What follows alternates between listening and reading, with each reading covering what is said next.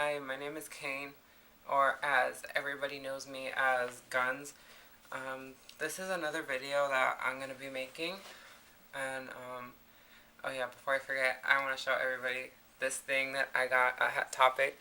It's hella badass. I know they're not real bullets. They're fake. I hella love them because, like, I don't know. I love that. But anyways, this video is about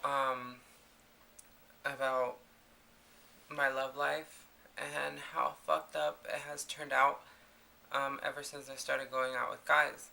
And, well, I wouldn't consider going out because some of the relationships I have had in the past have been, like, long distance, and I've always thought they were going to work out because me and that person would meet up one day, but it turns out that we never did.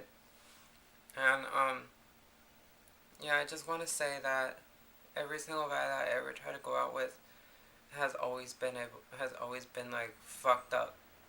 He's either like lied to me or he has um, been going out with someone else and has been playing me. And obviously, like, they have all been liars and cheaters and players, and I don't want that. I mean, it's hard to find a right guy. I mean, I want someone who's kind of cute, kind of hot, kind of sexy, hysterically funny, but not funny looking guy who I can't fuck and be happy for the rest of my life with. And it's just hella hard to find that, especially when in my hometown where there's like no hot guys at all. Well, there are some hot guys, but like they're either straight, and if there are any gay guys or bi guys around here, they're either old or fat or they're bottoms. I mean, I'm not a bottom, but I'm versatile, and and dude, there's just too many fucking bottoms around here. I'm tired of being a top. And back to my, I'm getting off the subject. And back to my story. Okay, there was this one guy that first guy I started talking to. Like I said, it was a long distance relationship, and it's so high school that I met him over the internet.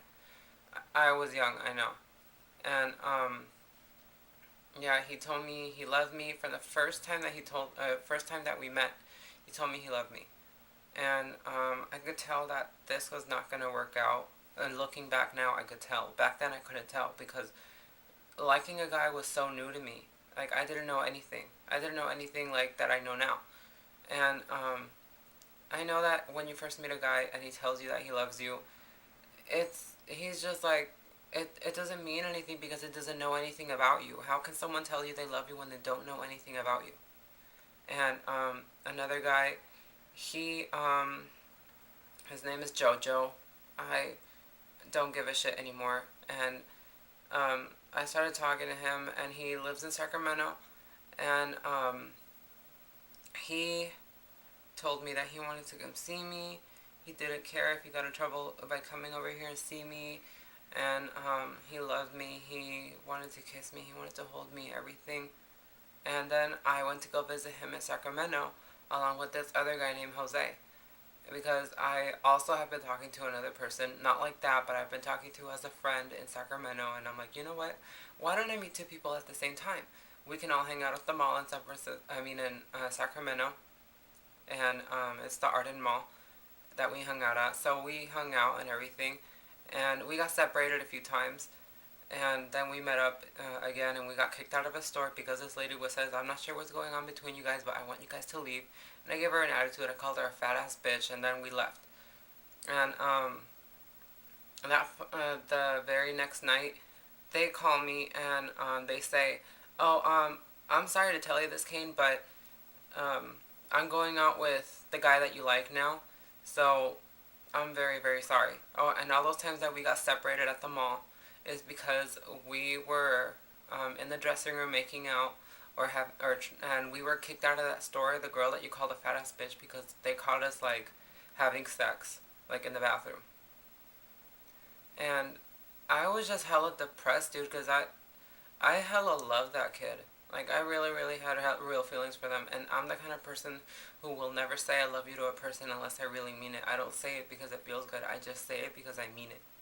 And they would call me while they were having sex. That way they can.